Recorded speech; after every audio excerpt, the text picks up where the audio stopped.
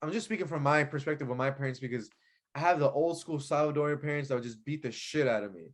Hey, everybody, tune in to Recent Tartarians. Recent Tartarians.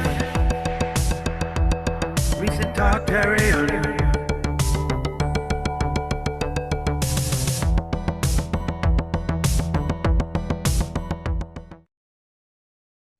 There he is. Hey, what's up, bro? Yeah. Ho, ho, ho, ho, Jorge. Dude, we did it. What? Hey, what state are you in? Dude, I'm in Minnesota right now. Megasota. Where are you? You're in California, I guess? Yeah, I'm back in Cali finally, bro. Dude, I'm all over the place, but Megasota has been great this summer because I'm like right on a lake and like, I can just go to the lake at all times. I got like my 3D printer set up and it's just been chill. Dude, nice. It's nice. But you were just at a protest? Like where were you at just now? What happened? Yeah, so I was I've been following it up because I'm Salvadorian, but there was a huge protest, Salvadorians protesting in support of President Bukele, which is the president of El Salvador. They want him to be like reelected. He's really based. Yeah. Give me the rundown. I mean, cryptocurrency, what's happening? Yeah. He's doing the whole cryptocurrency Bitcoin thing, bro. But the big thing, bro, that the white people love him is he's like the first president to go after like MS-13 in El Salvador, because MS-13, I mean, really controls our country with government corruption, the violence, obviously. He's the first one to like actually go at their throats, and people just, I mean, they have huge respect. The economy has bounced back, so they want him reelected, man. So I went down there to just kind of check out the vibe, and pretty big crowd. I would say around 2,000 people. Man, so I've been hearing all kinds of like comparisons. Some people say it's the Hugo Chavez non-socialist revolution. It's the crypto revolution, and like he's trying to get rid of corruption with transparency and all this stuff. Does that seem pretty real? And then why is El Salvador collapsing? Is it because of Bitcoin, or is Bitcoin collapsing to destroy El Salvador? Is this a plot? So it's pretty interesting, man. So like on the Bitcoin stuff, man, I'm still trying to understand myself. So but regarding on like just the economy has bounced back drastically. Like we're a country basically that every president that came in was, I mean, it's just government corruption. So this is kind of the first guy to actually bring jobs back to El Salvador. But the main thing is he's actually meeting with world leaders and getting secured investment back into El Salvador, bringing jobs. My dad just visited 2 months ago, and he said, dude, I didn't see any violence. It's crazy, just even compared to the last time he was there. But Wow. They're already seeing drastic improvements. The Bitcoin stuff I need to catch up on. I don't know all things El Salvador, but he has like an 85% approval rating from the people. So that he's got to be doing something right down there. I got a weird conspiracy theory for everything, I guess. But like, so Hugo Chavez, he was using oil money to like help out a lot of the Bolivarian states down in South America, right? And what happened? Oil money was at its peak and it went down. I mean, at the end of George Bush's term, it had been like $5 almost. It went down to $1.60, right? It was like really low, and then barrels were like a $90 barrel. It destroyed Venezuela's monopoly on oil money to help South America now, and so just comparing it, you've got El Salvador said, we're going to move on. They've been using the dollar for a long time. We're going to move on to off the petrodollar onto the crypto money, whatever that is, however that works. But because they've been using Bitcoin, and Bitcoin was at like, triple, and now it's down to like $18,000, $20,000 sometimes, when it was at 60, and people were expecting it to go to 100. Then that's been messing with El Salvador, because that was where they put their money in. And so if you're expecting an increase in value and you end up getting like your entire economy cut into third, it's pretty drastic. So I wonder, what's going to happen to El Salvador. But man, I should introduce you guys. This is Jorge Ventura. Jorge Ventura. I mean, for the love of God. This guy is one of my favorite people. When I met him, what were you, like 24, 25? Yeah. And yeah. Like you had just taken the world by storm. See, like where Anderson Cooper would wear body armor in front of a green screen. You'd have to wear body armor on location and get the real footage of the Migrant Caravan, where, that's the first time actually anyone ever saw what was really going on. A lot of the time you were like on the ground. I mean, both of you guys, Anderson Cooper and both of you, wear some armor, but the effect is different when it's real. Right. So I like that. Yeah, man. It's it's just been a crazy time, dude. The past, I mean, since 2020 to be in the news, like my for me, it was crazy because I was interning I was in college doing the whole going to community college before 2020. I was trying to get a big internship with a network, and then 2020 happened with the whole COVID, and then I got my chance at Daily Caller, and my first week on the ground, the George Floyd riot started. So I was an intern covering riots. So I think to this day, I don't think anyone has had a better internship than me in the United States of America, because I was like traveling, I was covering the riots, I was on the front lines of history the whole summer, man. I think I was like only 3 blocks away when Kyle Rittenhouse shot in Kenosha, man. Yeah, man. I mean, that's another crazy thing. So getting involved with a Daily Caller, like, how did you get your internship? Like, what brought you in to meet Richie and all the guys? Like, what happened? Yeah, so what happened, man, is I follow a journalist. His name is Sagar Enjeti. He has a show called Breaking Points with Crystal Ball. Many people probably have already heard about it. At that time, Sagar and Crystal were still at the Hill, right? But it was called Rising. I was a big fan of Sagar. What attracted me to Sagar was that he was a young guy, but he was in the DC media politics, but he didn't he sounded like obviously smart and stuff, but he wasn't like a corporate journalist, which I was just fascinated by Sagar. He just had a unique take on things. And even though Sagar is Indian and I'm Salvadoran, I'm Hispanic, for some reason I kind of saw myself in Sagar, or at least I felt like, hey, maybe like young guys can make it into DC media. I actually tweeted Sagar 2019 December. So this is around Christmas time. I tweeted at him. I said, hey, yeah. Well, actually, COVID was like a month or two away. We were like a month or two away. So we still had a regular 2019 Christmas. And like it was like 2 months later, COVID started. But I tweeted Sagar around Christmas time, and it was really corny. I was like, hey, Sagar, like, I'm a student journalist at a community college. All I want for Christmas is some advice from you. Like, it was kind of out of the blue. I didn't even think he would respond. The way I kind of phrase it is like, let's say if you're making hip hop music, and it's like if you tweet at Drake, you don't think Drake's gonna actually respond to you, right? So I tweeted at Sagar, and then I don't think anything of it. The next day, he actually replied to me, but in DMs. So instead of just replying public, he actually DM'd me directly and was like, hey man, saw your tweet. He says, I'm on vacation right now, but this is my phone number. Like, call me on this date. Wow. And it was a Sunday. So I call Sagar, and all I'm thinking is I'm going to tell him my spiel about what's going on with me. And he would just give me some advice on like what to do, on like how to get an internship. So I gave him my spiel, and Sagar actually was like, you know what, man? He's like, you might make a good fit at the Daily Caller, which is my old employer. He's like, I still know the video director. His name is Richie McGinnis. Boom. So at that time, I didn't know who Richie was. Now we know Richie's a goddamn legend, man. Like newsman made history. Yeah, exactly. Yeah. So basically, Sagar made the connection with me and Daily Caller. I did the interviews with Richie. It all went really well. But at that time, COVID just started. I was interviewing Richie around March. So we're talking about like when COVID just started. We're started to see the mask. We're barely seeing crazy times. Yeah, we're barely seeing shutdowns. So Richie was like, look, man, he's like, if you do an internship with us, like, we don't even know what it looks like because our newsroom shut down because of COVID, and we need you in DC for the internship. When can you come? I said I could come after my school semester, which finished around May. So I flew to DC around May 21st. And I think basically, man, the rest is kind of history from there. Yeah, it started right there, and we kind of never looked back from there. Wow, man. And I feel like that's about when I met you, man. So you started paddling out on your big first wave, metaphorically, into the world. So why do you care? Why do you care so much about the world? Why do you care about people? Why are you an investigative journalist? What brought you into that? That's a good question, man. I think for me, man, what sparked my interest was when I was around like 10, 11, 12 years old. My dad, both of my parents are from El Salvador, and they lived through the Civil War. My dad was actually forced by the government to be a teenage soldier for them. So my dad would show me these reports of like the Civil War back in the 80s and how it was, back on, we would watch it on YouTube. And I was always intrigued by the reporters who were like on the ground, like following both sides. I mean, embedded with these soldiers, documenting war, documenting civilians being massacred.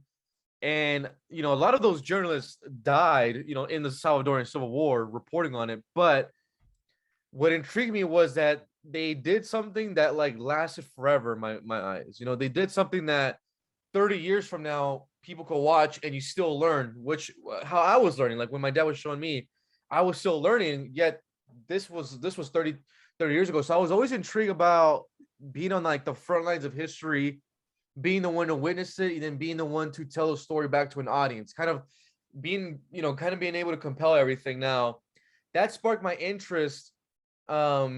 And then little by little, I just, you know, you just start to like, what really exploded, man, was after 2016, because it was after the election. And after the election, things got so politicized in the country. I got so obsessed with politics. I just wanted to be out there. But when I would do the news reporting, I would also get feedback from people and say, hey, man, like you do a really good job. I like the way you tell a story. I like the way that you tell both sides. A big part of it was that media, as you know, man, was being propagandized by big corporate, because around 2016 is when I would talk to my friends who were Trump supporters.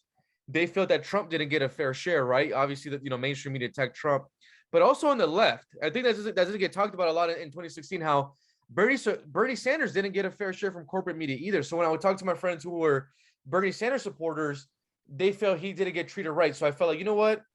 I never voted before. I never registered to like be, you know, with any political party. Maybe I could jump into this type of news, political reporting, and tell both sides. So it started off as that around 2016, because I was going to school for journalism, but I was originally a sports reporter. As you guys can see, I got the FC Barcelona soccer sticker. This is soccer jersey, so big sports fan still. We gotta do a sports show someday. That's gonna be big. Yeah. So, but after 2016, I went to politics, and then 2020 is, I would say, I went from that till I think what people know me now as this kind of guerrilla on the ground, because that's when the riots started. So I was forced to. Yeah, you're in the trenches in a suit, man, all the time. It's crazy. Yeah. So it's been really a crazy journey, man. All the adjustments. But honestly, man, I just care about telling people the story, the reality on the ground. I think what I love, what I do is it's a video reporting. It's not articles. So like you can't deny video. Video is so powerful. So yeah, man, I'm just in love with the whole thing. I'm you know, I'm really lucky that I get to do it every day. Truly. Dude, and like, so when you hit the Migrant Caravan, how did that start what was your first introduction into the Migrant Caravan? You know, because that was a big thing that you covered. You were like there. Yeah, it was crazy, man. I was actually in 2018, I was still in community college. And at that time, Trump was in office, and a caravan made its way to Tijuana. And I went to Tijuana and I covered it as a student journalist in college. So when this one came under, well, basically, as soon as Biden came in, man, it's been basically a migrant caravan every single day, because it's just been an constant border crisis. But when I got to the border again was back in March last year, March 2021. And I was just shocked, because it's one thing when you read about the border, you know, when you read about the numbers, but when you see the people and the bodies, I mean, I was blown away to see the amount of people, the hundreds rolling in, the unaccompanied minors, the children being sent by human smugglers.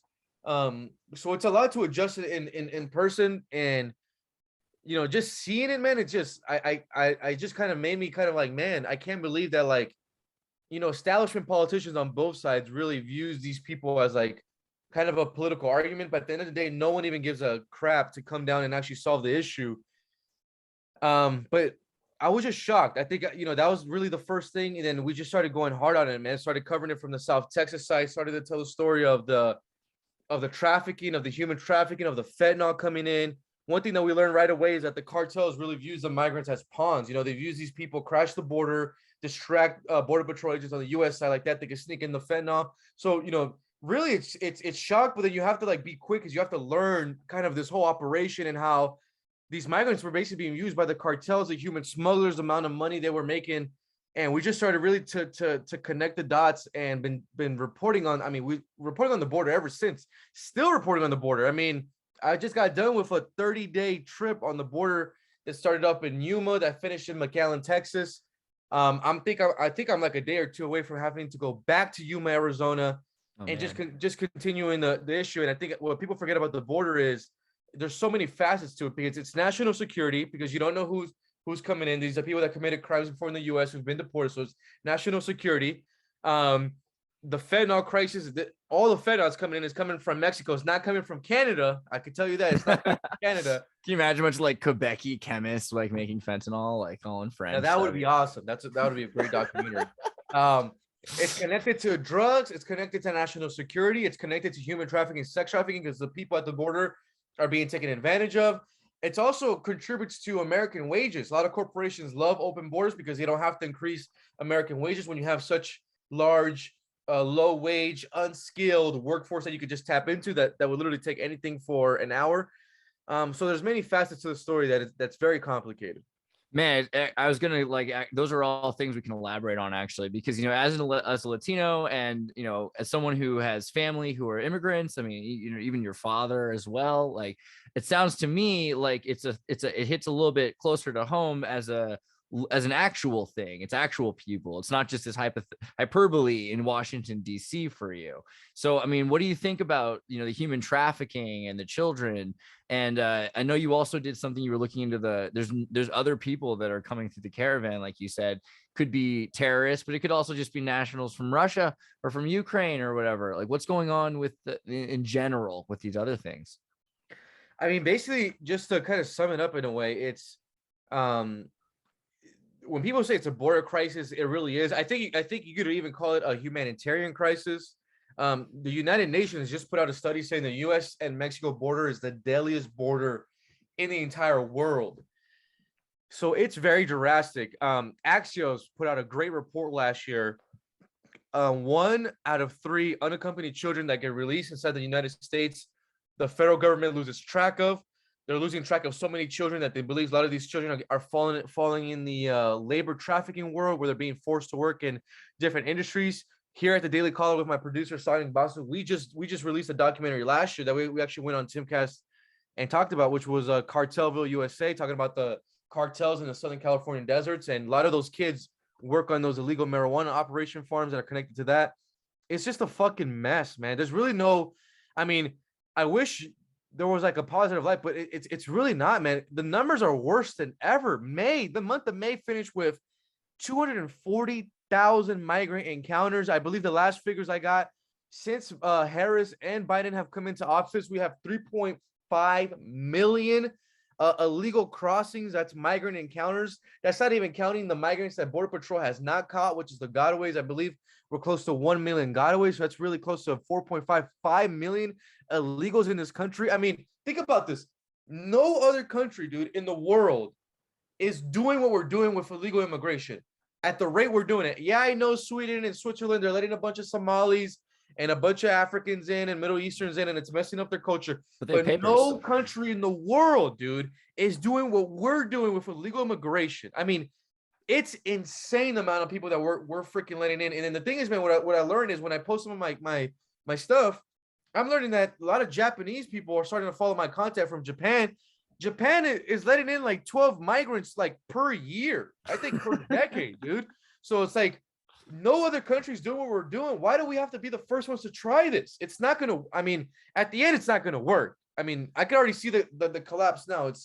It's just, I don't know, dude. There's no words for it, dude. The amount of people coming in is insane. And I think I have this reaction because I see it and I see the hundreds, dude. I'm in there like, I'm only in one part of the border and I see hundreds, thousands coming. Could you imagine the rest?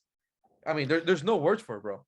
Right. So you got this infrastructure. So basically you've got women and children being enslaved, or men that can't get decent jobs being used by an incentivization to hire people for less than you can pay other people for. But then you brought up the cartels. It seems like this is the infrastructure that they're building. Right. So, I mean, and I think a lot of people have seen ample there are C-SPAN hours just on the CIA and the DEA's involvement with cartels, fast and furious operations. Right. You kind of said things have gotten worse in the last year or two.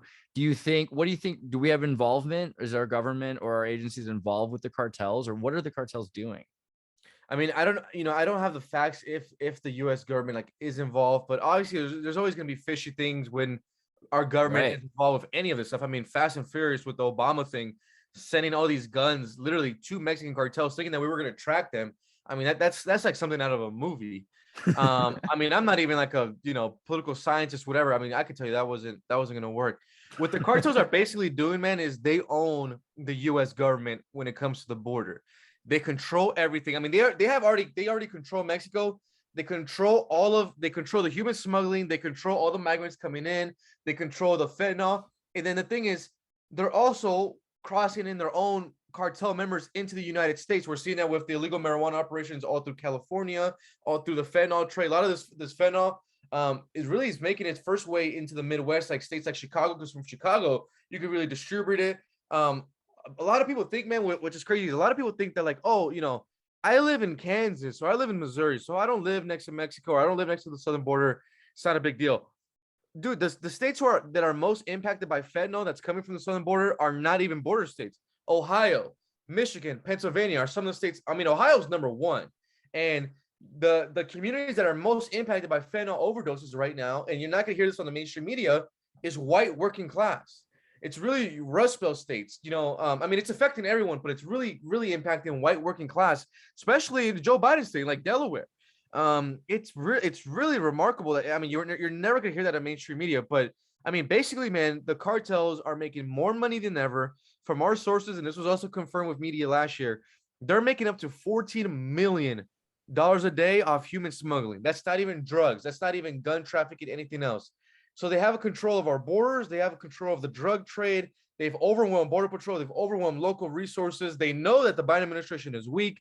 So they're just they're basically flooding the country with migrants because it's a distraction for local resources, and more drugs come in. Everyone is losing, man. The migrants that are coming in are losing.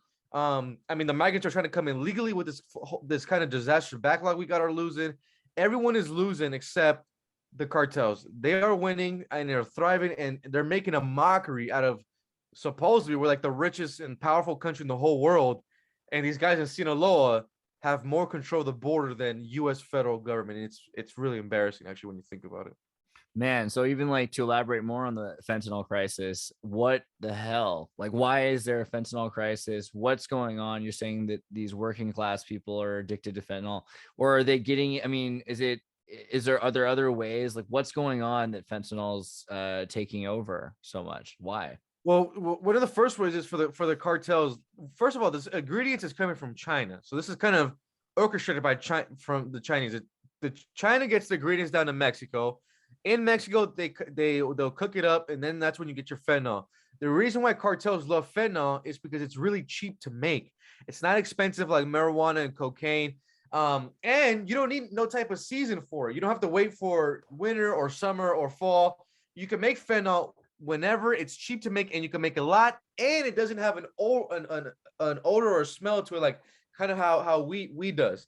So fentanyl is just an amazing thing to make. And then for the consumer, I mean, you and I, honestly, man, could get fentanyl for $10 on the streets right now. So I mean, for marijuana, $10, I don't know if we could even get like a nugget for that, man. But for $10 with fentanyl, you and me could get high. So it's cheap. It's cheap to make, and it's also cheap from the consumer. You can make more of it. You don't need to wait for any of the seasons. So it's kind of this new thing. And then for a lot of these drug addicts already in the US, why not go to fentanyl? It's cheaper than cocaine. It's cheaper than meth. It's a deadlier drug. So we're now having our streets flooded. A thing that plays into the opioid crisis, especially in the United States, I mean, this is really anywhere, but the United States, is the economy. So when, if you remember, guys, back in 2008, we had our Republicans and Democrats sold off a bunch of good manufacturing jobs, like in Michigan, Pennsylvania, Ohio. They basically moved those jobs to China. So in 2008, when the financial crash happened, a lot of families, the divorce rate in America skyrocketed because a lot of men fell into alcohol abuse, opioid abuse, and that's when we started really seeing opioids break up the American family, I would say. It started off there. Right now, because of Corona and COVID and the economy, we even had more Americans fall into opioids more than ever. I still think we're going to have more Americans fall into opioid with this current inflation. So when you don't have a good economy, when you take away good manufacturing jobs, especially from men, that's kind of another thing that we don't really talk about is men are, I mean, we're wired by purpose, man. Like if we're not providing for our family or on our mission, we fall into depression, and then we fall into anger, and then we fall into a very dark world that, some men fall into alcohol and drugs, and some men commit suicide or put harm onto others. So it's a lot of mixture of a lot of things. But the thing is we have politicians that don't care about families in this country. In the United States, I think more than ever, we're becoming the anti-middle class country. It's harder to live than ever. I mean, I'm from California, so I can really speak to this. It's $800,000 is the average cost of a home in my state. Cost of living is exploded. I mean, when you have all these factors in, a lot of Americans, like I said, are unfortunately going to fall into opioids on the abuse. And if the cartels could get away with it, why not? I mean, they're laughing at us at the end of the day, man. They're winning. They've waged the war on the American people, and they're winning in the behests of also the Chinese government being involved as well. Yeah, so like how many people are dying? I mean, I've heard, rumors and stories about like whole towns in Ohio just being wiped out over a weekend by fentanyl. Is that real? Are you hearing and seeing things like that? Oh yeah, especially I was actually just reading a story from Ohio that so many people are dying, and they're leaving kids behind. So you have all these orphans that they don't even have enough foster care parents to foster these kids. So it's a sad thing. But the thing is, you're never gonna hear it on the mainstream media, because any issue that hurts white working class just doesn't make the cut now in news. But it's an issue that I mean, it's, oh my God, it's one of the most important. I mean, we're losing a country. I mean, I was just in Northern California filming a documentary, and we're going through these small towns that used to be great manufacturing towns, lumber, all that stuff. All that industry is out, and it's dead towns. It's suppressing. And the drug use is high in those towns now. Opioids, and I mean, it's a crumbling America, and it's happening faster than ever. Man, so opioids, we know like cocaine in Colombia, associations with the CIA. We also have heard opium in Afghanistan associated with the CIA, but it sounds like we're hearing fentanyl association with the Chinese government, and it's pretty good. There's a lot of evidence for that. Are there examples of the Chinese mafia involved with the cartel, or bringing in PRC nationals in through the border as well? Yeah, I mean, the ingredients that they're getting, I mean, it can't even come from Mexico. They got to get it from China. We're also seeing India sending these ingredients into Mexico. This is Mexican Chinese related. The Chinese mafia are active in America. They're trafficking the fentanyl. They're huge in the fentanyl. But another industry that they're involved in that I find out, and this is more of a California thing, is the illegal marijuana operations. A lot of Chinese mafia, they fight over territory with the Mexicans out here in the California deserts. We went embedded with San Bernardino County sheriffs in our documentary, and they raided Chinese mafia grows that had like Chinese nationals on them, like where like these guys don't even speak English. I mean, these guys were literally smuggled through Mexico just to brought in to basically work on these illegal marijuana operations, all connected to Chinese mafia. So there's a huge presence of Asian cartel, Chinese cartel already in the U.S., especially in my golden state of California. They're active, and they're really taking advantage of the marijuana laws here. We just got done filming a new documentary. Like I said, we were in Northern California, and the cartels and the criminal organizations up in Northern California are largely tied to Mexicans, like we all know that, but also the Asians from the Hmong community. A lot of Hmong are out there being involved in illegal marijuana operations. There's more Chinese nationals here where I live in Southern California. So they're here, they're active, and I mean they're taking advantage of our whole system. And why not? If we were them, we would be doing the exact same thing if they were being this weak about it. It's an interesting point. I mean, so California and I mean, we're talking about fentanyl and all these things. It seems like cannabis is the least of the worries and is often a medicine and a benefit. So why should we be worried about these guys doing it? What are they doing that's different and wrong? How are they doing it in a bad way? And what's basically in California, as everyone knows, lead became legal. It really became all legal in 2016 in California, right? In our state, if you grew weed illegally, which is called illegal cultivation, you could actually get hit with a felony. But when the 2016 passage of marijuana passed, they made that charge, they downgraded from a felony to a misdemeanor. So in hindsight, it looked great. it looked like, hey, weed's legal. The guys who want to sell weed in a store illegally could tax it. This is gonna be great for everyone. We are now in 2022, so we're 6 years later. We are now in the brink of the collapse of the legal marijuana business in California, meaning that there's so much illegal marijuana operations. First of all, a legal marijuana operation is you growing marijuana in California, more than 12 plants, and that's illegal. Now, when I say illegal, I'm not talking about that stuff. Like if you're just a hippie dude, you got 30 plants and you're doing it illegally, and no one really gives an F. I mean, let's just be honest. That stuff, it's not a big deal. There's bigger fish to fry in California. Yeah, when I say illegal marijuana operations, I'm talking about these criminal groups in our state where they take land or they buy land in cash, they grow weed illegally, that's not the big deal. The big deal then comes in is how do they grow that weed?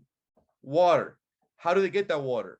It's all water theft. In our state, water is gold. Like we're about to be in a drought. I mean, we're already in a drought here in California, but water is gold in our state. You guys might not look at it in other states. I know where you are, man, Minnesota. You guys are great. But in our state, water is like, oh my God. So these criminal groups steal water to grow this marijuana. Then they use violence to kick people out, neighbors out. They shoot at Americans, all this stuff, right? So basically, there's so much of a big black market business that the guys who did it legally, like registered through the state of California, pay taxes, they're gonna go out of business because they're taxed on it, and the illegal guys, they're not taxed they're not taxed on the product at all. The water is being stolen, so they don't have to pay a water bill. I mean, it's all great for the cartel. So pushing out the real farmers. Yeah, it's a complex issue. It's too much for me to break down now. But anyone who's listening, just go on carteldoc.com. We have a full documentary on it, and you'll see how the legal marijuana business in California is about to be destroyed by cartels, black market, water theft. It's fascinating stuff. It's sad. I mean, I lived in South America for a while, and there are places where, like Chile, cannabis is basically Californicated and it's become legal to an extent. And there was a huge benefit to Holland's decriminalization into California scene because it made things safer. It took it out of the hands of drug dealers and put it in the hands of farmers and cultivators that were, botanists, and putting it into medicine made it very safe and careful how it was distributed. But you go to a place like Argentina where it's fully illegal, or places where in Paraguay or Brazil, it's run still by these military associated drug dealers like Pablo Escobar style. And the quality, I mean, at very least, is horrible. Like the cannabis quality is not about they're not a proud botanist making a medicine. They're selling a drug, and it destroys that destroys everything about the quality in, at least if you care about an American free marketplace. Well, that's interesting, man. Wow. I mean, as a Latino, in America, you've been maybe labeled a conservative. Do you think there's any like irony in being in a Latino conservative, or is there all logic? How come it makes sense that what are we trying to conserve, or what are we conservationists of? So that's a good question. I don't think it's irony. The thing is Hispanics and Latinos are already conservative just by the culture of where we're from. So whether you're from Mexico, or whether you're from Guatemala, or for my case, my parents are from El Salvador. We come from those countries are deeply Catholic, pro-life. It's very family oriented. Obviously, when you hear about Mexico, we could talk about the sexy stuff like the cartels and stuff. But at the end of the day, the real people of Mexico are really, I mean, they're genuine people. I mean, they're hardworking people. They're not, that's what I love about that culture. It's there's no excuses. Everyone is working. There's just no laziness to it. So I mean, we're already basically, I would say, traditionally already that conservative. What's interesting to me, and I don't know about what we can conserve and stuff, is the thing is that a lot of the community votes Democrat because the news media and the media is all dominated by the left when it comes to Spanish. This is what I mean for folks in the English side. So you have CNN, but you have Fox News. You have MSNBC, but now you have like the Daily Wire. You could have the Young Turks, but then you have like us, like the Daily Caller. There's a counter. In Spanish, there's no counter. It's Univision and it's Telemundo, and that's it. So it's one narrative all the time. So obviously propaganda works. I mean, it just always works. So the majority of those people vote Democrat because they've been driven this narrative. Now, for the first time, that population is actually starting to wake up a little bit because of the issues of CRT and teaching your kids that they can be trans and gay and you can chop your dick off before you're 18. All that stuff is a huge turnoff to Hispanics. And this is what I mean by this, because I want to really explain this. White conservatives in America, white Republicans, white conservatives, whatever, you have already moved the goalposts on gay marriage. What do I mean by that? Is white Republicans and white conservatives, the majority, are now okay with gay marriage. They're fine with it. It's not a big deal, whatever, right? Hispanics and Latinos, the majority, they're still don't even support gay marriage. So if so think about this. You have a population that is not on board with gay marriage, but you have the white conservatives have already moved on. They're like, hey, you know what? Fuck it. We lost this battle. Let the gays get married. The Latinos are like, wait a minute. We don't really fuck with this still. This is, so you have that population. Then you come out and then push the CRT, you push the transgender stuff, you teach these kids they can have hormone blockers. So now this population goes, whoa. We are not even with the gay shit. The gay stuff is one thing. Like boys kissing boys and girls kissing girls. That's one thing, and we're not even okay with that. Now you want to come and tell us that we could be non-binary, or that my son could be a girl, or my daughter could then, put a dick on, a surgery and hormone blockers. Like, whoa, slow the road, buddy. We you almost fooled us on the gay marriage where we might have been on board, but this is too much. So this is what's great about this, man, is now the Latinos are finally waking up and saying, wait a minute. No. We need to go back to like our tradition of things. And we are not on board with what I call, everyone knows now, it's really a white liberal agenda. It's these white liberals that went to these high universities. They think that we want to be called Latinx. They think that, it's just a huge turnoff because it's a huge disconnect from what Latinos are going through. The majority of us Latinos are working class people. So if you're not attending to the working class problem, we don't give a F about anything else. I think we're seeing that in South Texas with Mara Flores' win. So there's something interesting happening right now with Hispanics. Right. It's interesting. You were talking about your parents also. Like, what did your mother do? And you said your dad was a child soldier. What kind of, at least was it drafted in, what did he tell you any of the horror stories? Like, is there something you can really like encapsulate it with, one of the moments of his life that he told you? So my dad to this day can't talk about some of the stuff that he's seen. I think for him is totally when he gets into it, I think like a PTSD kicks in. My dad has PTSD, but not the type where like he had it like after the war, it was worse. Like it was pretty bad. But now it's to a point where he doesn't have it. But if you have him talk about a memory from that time, it almost like kicks in again. So if he avoids that, he's good. So we've never talked about it. My mom has been able to tell me about her going to school and seeing heads chopped off of like soldiers or guerrillas that have been caught. Wow. So soldiers who have been beheaded. So she's seen that all over, heads on spikes, and they used to cut the head off, put the head on spikes. She's seen stuff like that.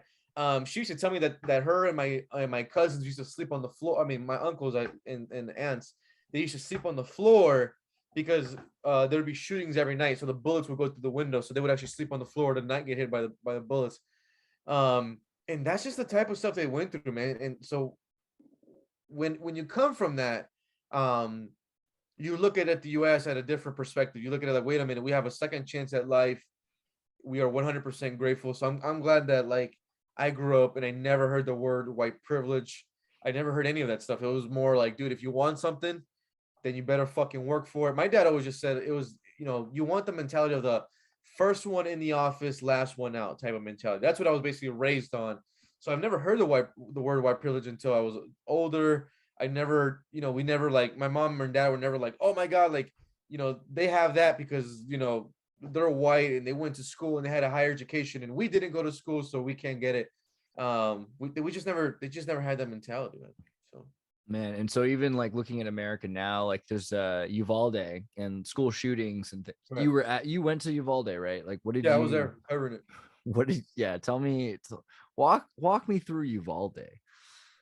I mean, we could do literally like a whole podcast series on Uvalde. I'm sorry to laugh because it's horrible and I'm no, really it sorry. is. No, I'm a dark humor guy, bro. So Yeah. I crack up and I make jokes with this stuff. But the way to just sum it up, it was just an experience like none other. There's stuff for that, and there's literally no words, just because it's a real life tragedy. You're on the front lines of it, and you have to carry this responsibility of telling the story. So as just a reporter perspective, it was just a lot for me because I was able to learn a lot, how to adjust. It was emotional. I think we cried like 4 or 5 times down there with the team. It was a lot, man. It was just I think just maybe for the audience so they kind of get some context. I was down there not for Uvalde. I was down there covering Title 42. I was down there covering a border policy that was set to end that ended up staying. But we were in Eagle Pass, Texas, and I was going between Eagle Pass and Piedras Negras, which is Mexico, back and forth. And when the news broke out, we were on the Mexican side. We hopped back on the U.S. side, drove there from Eagle Pass to Uvalde is an hour drive. I got to the scene the same time that the FBI did, and then we just started reporting. So, wow. That's just it's just such a heavy topic, and it's one of those where like I remember when I came back from Uvalde, I took a break from news. It was just a lot. I think we were down there for 6 days. Yeah, man, it was just a lot, talking to people. And at the same time, being in media, it's weird because like you want to be down there, you want to tell a story, get the key witnesses. But then at the same time, you're like, man, you kind of want to leave the city and leave the town. It's a town, not a city. It's a little town. You want to leave the town and just let them, like, I don't know, let them mourn, man. Let them be away. Because it's not just me down there. You got to imagine, right? It's all this international press. You got mainstream media. You got Lester Holt of NBC News flying down. You got all the big guys down there.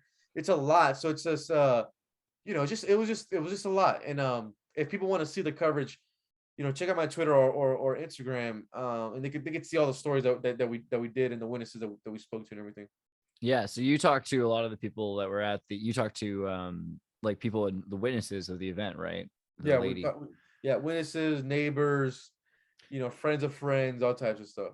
So do you have a kind of, I mean, granted, we have only data and our opinions, but do you kind of have an opinion on, like, do you think this is a crisis? Are video games causing kids to commit violence? Is it prescription drugs? Is it like, what is this? Is it military psychiatrists? What is the thing that's causing this to American kids? I mean, this stuff is so complex, and then every situation is different. I think just from my opinion and from what I observe is, I think the prescription drugs play a role. And what I mean by that is like giving these 11-year-olds, 10-year-olds ADHD pills or all these pills to calm down is just not a recipe for success from what I've seen. It seems like that plays a huge thing in the mental. I'm more on the thing of like, then obviously not coming from a strong family is a huge thing. Like if you don't have family, you kind of grow up angry. So let's say you come from a broken home, you're already angry because of coming from a broken home. You're already mad at life.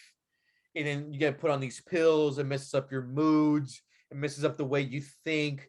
And then when, for these lot of young men, then they go to school, they're probably really, they're probably made fun of at school. Like, oh my God, look at that kid. He's a fucking weirdo. He's a loser. He hangs out by himself. He wears all black.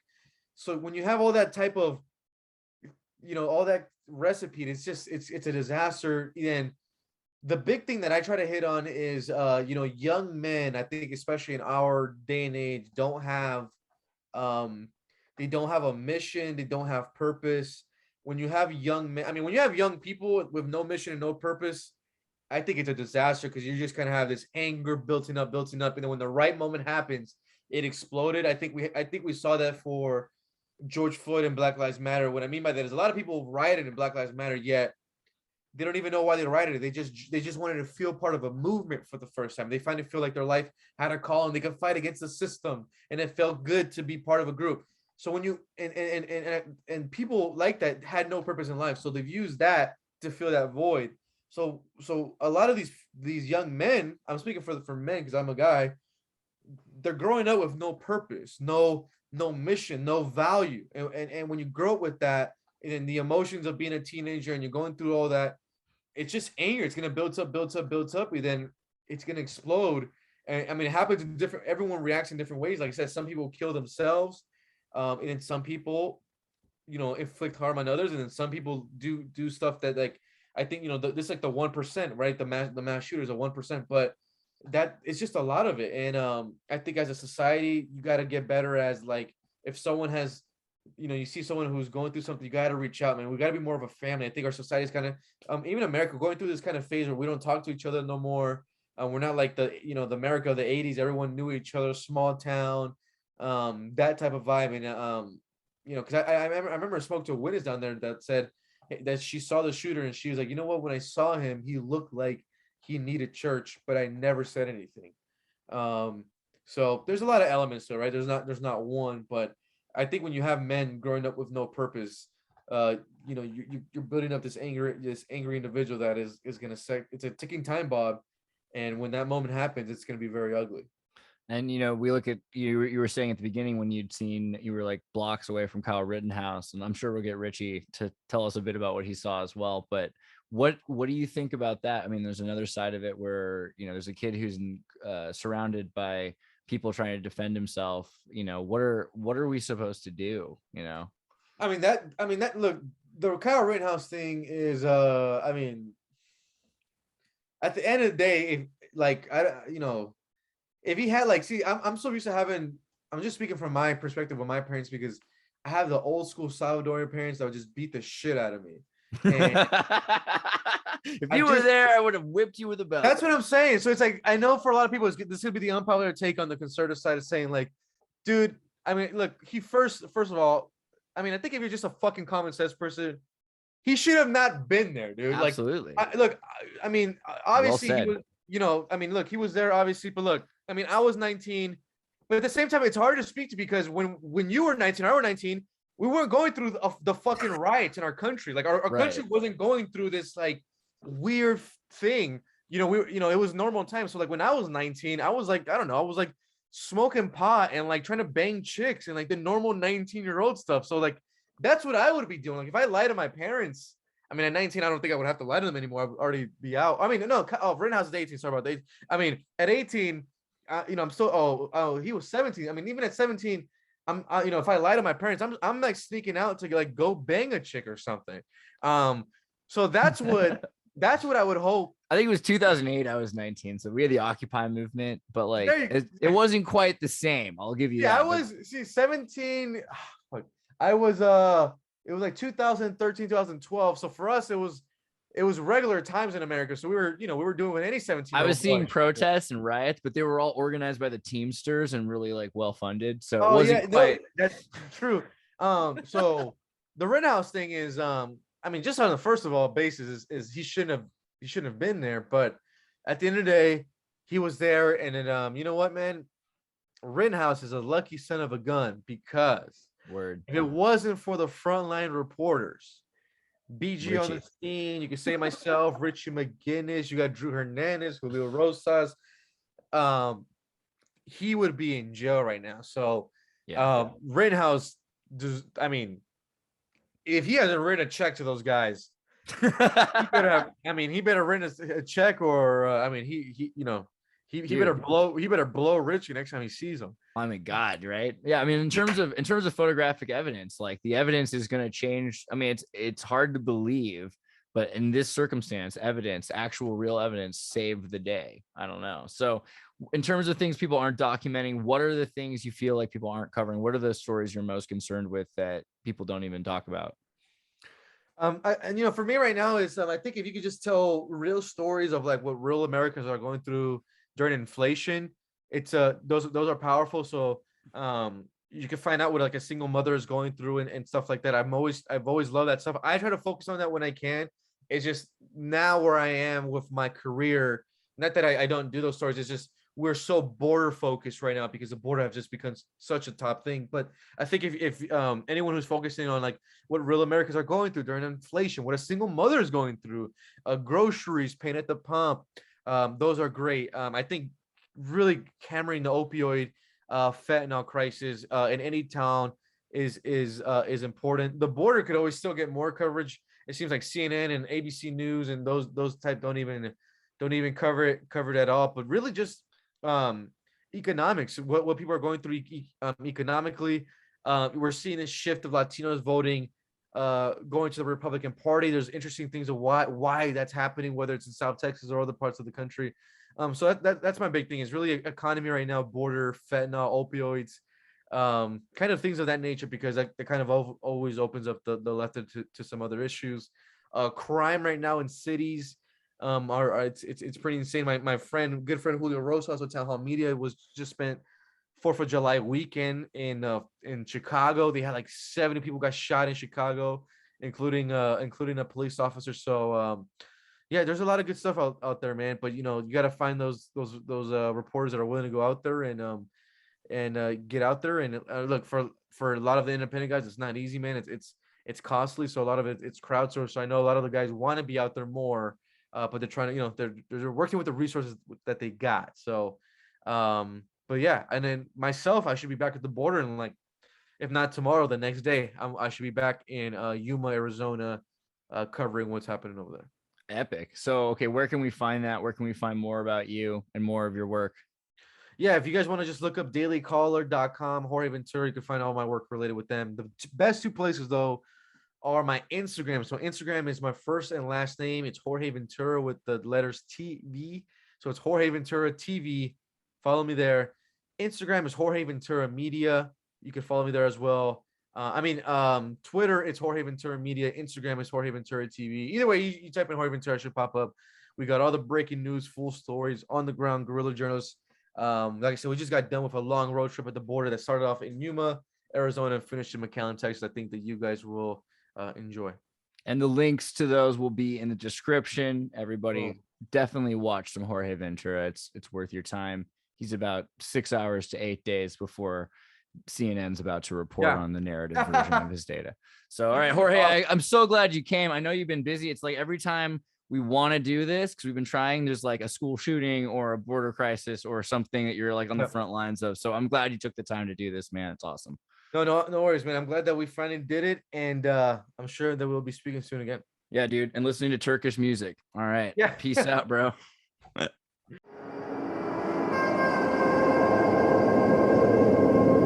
Hey, everybody, tune in to Recent Tartarians. Recent Tartarians.